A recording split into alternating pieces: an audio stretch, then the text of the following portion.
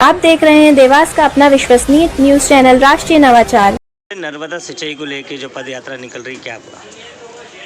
हम लोगों ने सर्वप्रथम 7 फरवरी 2019 में माननीय दिग्विजय सिंह जी के माध्यम से देवास जिले में जो नर्मदा का पानी जो ग्राम छूट गए थे, हाड़पिपलिया विधानसभा, देवास विधानसभा, खातेगांव विधानसभा, बागली विधानसभा, तो इसके लिए उन्होंने हनी बघेल जी, सुरेंद्र सिंह को पत्र लिखा था और कार्रवाई शुरू की थी नर्मदा देवास उद्गम सिंचाई परियोजना की। परंतु सरकार के चले जाने पे उक्त योजना को ठंडे बस्ते में डाल दिया और हम बार बार निवेदन कर रहे थे माननीय शिवराज सिंह जी से कि इसको लागू करें। जैसे ही वो वापस मुख्यमंत्री बने तोड़ मरोड़ के खरीदी फरोख्ती से, तो हमने फिर भी स्मरण दिलाया उनको कि हमारे गांव छूट गए और 2024 में नर्मदा का जल हमको फिर नहीं मिल पाएगा। तो उन्होंने कोई सुनवाई नहीं की। फिर हम लगातार संघर्ष करते रहे।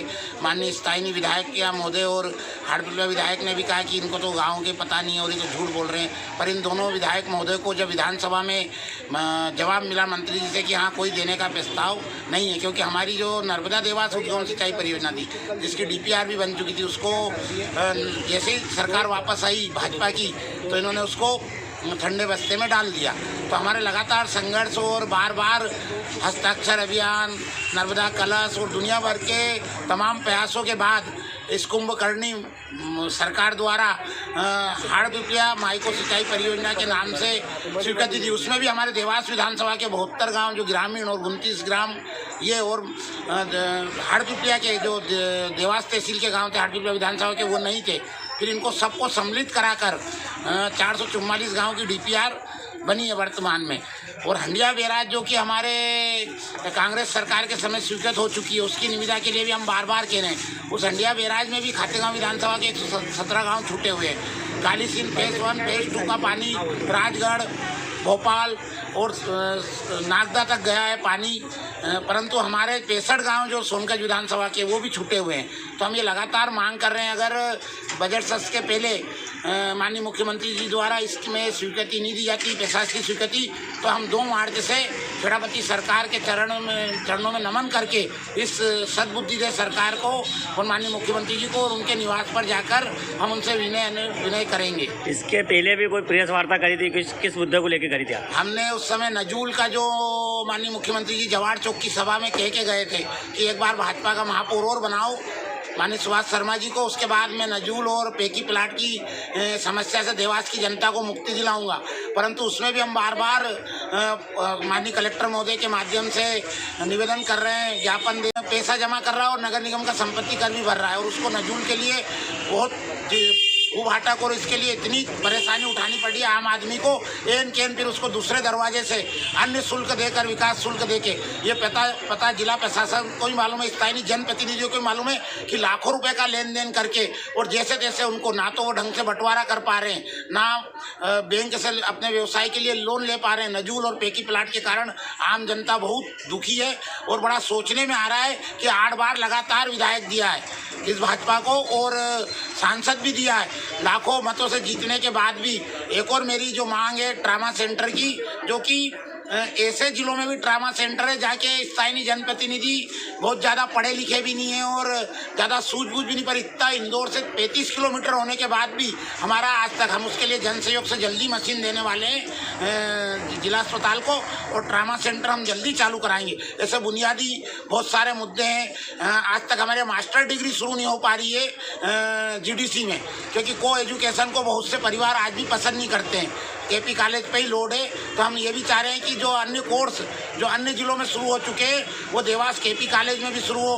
गणेश मंदिर नागदा के लिए 2 लेन रोड बने, जिसकी DPR कांग्रेस के समय बन के भोपाल जा चुकी है, उसकी भी जल्दी प्रशासकीय स्वीकृति मिले भोपाल से। ब्रिज जो है बार बार शाम को जाम लगता है रसूलपुर चौराहे पे, तो हम रसूलपुर चौराहे के ब्रिज की मांग करेंगे। हम नागदा और राजोदा के जो ब्रिज हैं बाईपास पर, उनकी मांग करेंगे, क्योंकि बार बार पुलिस वालों को खड़े रहना पड़ता है और डेली रसूलपुर चौराहे पे जाम लगता है। अब तीसरी बात यह है कि 8 फरवरी को नर्मदा जयंती पे आपने कलश भी रखा था, उसको लेकर क्या कहना चाहेंगे? जो कलश ये रखा था कि भगवान सद्बुद्धि दे, क्योंकि हमको जो कांग्रेस के समय में, जो रिकॉर्ड समय में कांग्रेस ने नर्मदा के जल का उपयोग किया है, काली सिंध फेज 1 फेज 2 पार्वती, तो ये तो क्या कर रहे हैं कि जो हमारी समय की योजना था उसको भी बजट नहीं दे रहे हैं। और अभी बड़ी मुश्किल से कोई पुरानी तारीख में सावेर माई को, नर्मदा सावेर माई को का भी अनुबंध करा है, उसमें भी अभी कोई धरातल पे कोई सावेर परियोजना में भी काम शुरू नहीं कर पाए।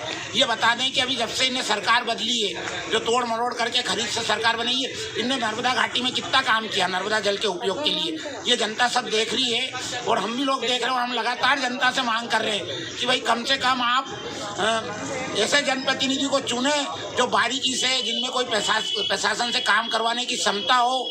जैसे हमारे बहुत सारे मुद्दे, गौशालाओं की क्या स्थिति है, जो कमलनाथ जी की सरकार के समय 2000 गौशाला बनी, इसके लिए भी सरकार बदलने के बाद मैंने काफ़ी प्रयास किया और निवेदन किया, भूख हड़ताल की धमकी दी कि मैं भोपाल में भूख हड़ताल करूँगा। उसके बाद गौ मांग करेंगे हम, नागदा और राजोदा के जो ब्रिज हैं बाईपास पर, उनकी मांग करेंगे, क्योंकि बार बार पुलिस वालों को खड़े रहना पड़ता है और डेली रसूलपुर चौराहे पे जाम लगता है। अब तीसरी बात यह है कि 8 फरवरी को नर्मदा जयंती पे आपने कलश भी रखा था, उसको लेके क्या कहना चाहेंगे? जो कलश ये रखा था कि भगवान सद्बुद्धि दे, क्योंकि हमको जो कांग्रेस के समय में, जो रिकॉर्ड समय में कांग्रेस ने नर्मदा के जल का उपयोग किया है, काली सिंध फेज 1 फेज 2 पार्वती, तो ये तो क्या कर रहे हैं कि जो हमारी समय की योजना था उसको भी बजट नहीं दे रहे हैं। और अभी बड़ी मुश्किल से कोई पुरानी तारीख में सावेर माई को, नर्मदा सावेर माई को का भी अनुबंध करा है, उसमें भी अभी कोई धरातल पे कोई सावेर परियोजना में भी काम शुरू नहीं कर पाए।